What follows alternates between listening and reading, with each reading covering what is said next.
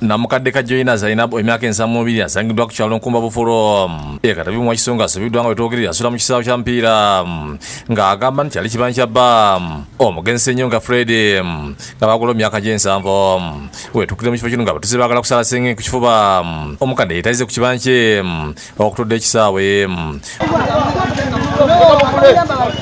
eno tusanze abatusi bawanyisiga ebisongovu n'abasirikale abakuuma ekisaawe kino. Omukadde ono ensala okuteeka akasisira wakati mu kisaawe yatandika okusula eyo oluvala butabana kabuyonjo wamu n'okutisibwatisibwa mu budde obw'ekiro. Nsula mu mazzi enkuba lwetonya nsula mu mazzi ennyumba evudde eweddewo era mugiraba ennyumba zange baazijjawo bazisendawo bagagayi kampuni ya gagayi yazisendawo ennyumba zange netoyi n'ennyumba ne beeka eri. Ensonga zina mukadde ono zitudde ebbanga eriwerako nga kikaliwa nti abakulembeze ab'enjawulo bazze batula mu nsonga zino wabula tezigwa. Abamu ku bataka bagamba nti Kajoyina yabeeranga ne Bba Ssenyonga mu kifo kino mu myaka egyayita ng'era kumpi buli mutuze ku kyalo Bufulo amumanyi nga yakazibwako ery'amato. Kyala Kajoyina Zainabu ne bbaawe balina kampani ng'ekola migaati awo yayamba ekyalo kino waliwo beekeri era baatuuka okutunda n'omuzungu okugula wano ng'endagaano eyo endagaano ng'eri mu mikono gyaffe era ne balowooza nti ekibanja kye tekiriiko ndagaano era endagaano n'ereetebwa endagaano n'eteekebwa ku fayiro. Ategeeza nti kalumanywera kwe yava kwekubira nti kampuni ya Wagayi bwe yali eyagala okugaziya ekifo kyalina okuteekamu ekisaawe kya kampuni esasula abatuuze abaliko abaali bawedde ddala munanti wabula omukadde ye tebaamuwa kubanga ettaka eryo lyali ligwa mu LCs 2 ne bawa obukakafu nti basasudde naffe ne batusasula nga bakozesa checks. Kati Wagayi bwekebera mu likodi zaayo okulaga nti bannaffe n'abantu abasasula nabo bagenda okulaba nga waliwo ataasa nga tebalina likodi eraga nti banne nammwe twabasasula.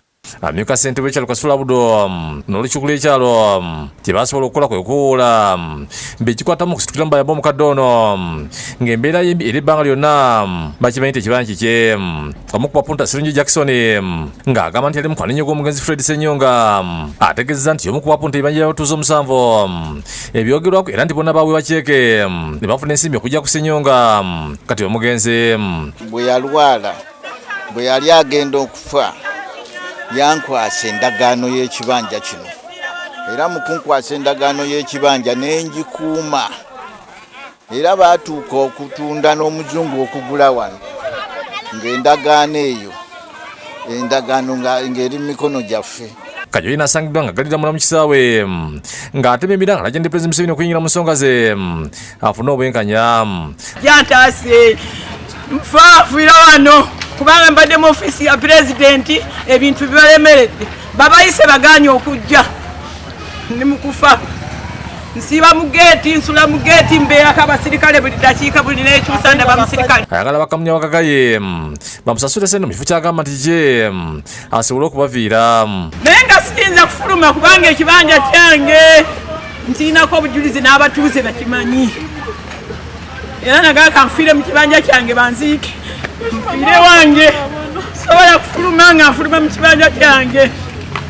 Endagaano twazireeta buli kimu ekiri n'RDC n'abagamba nti mukadde ekibanja kikye. Bo abaana ba Kajoyina nga bakulembeddwamu Kalasana Richard bagamba nti bakoye okulaba nyaabwe ng'abonabona nga bagala afuna obwenkanya aviire kampuni ya Wagayi. Mukadde baamuggalira abeera mu katimba bamukumira mulinga bisolo bw'aba afuluma bamwaza bw'aba ayingira bamwaza tebakyatukiza yadde okulinnya mu kibanja muli toyi baziggala. Mu kiseera kitono akulira abakozi ba kampuni ya Wagayi balonde mu Joseph atuuse mu kifo ekyo n'ategeeza n'ensonga zino ziri mu kooti era buli ensala yaayo balabe ekyokuzaako. Ategeeza nti omukadde ono bamuleka agirabira mu kisaawe kino olwo emyaka gye naye kooti kyenabeera esazeewo kibajja okugenda nakyo. Kale twamukkiriza kubeera mu kisaawe yajja forcefully n'abeerawo nga mukiraba nti yazimba wakati mu kisaawe naye nga bwe tuli nti it's a law abiding company tetwayagala mugobaganya nti mukadde naye nga of course yereetawo yekka so tulinde tulabe ebinaava mu nsalo ya kooti.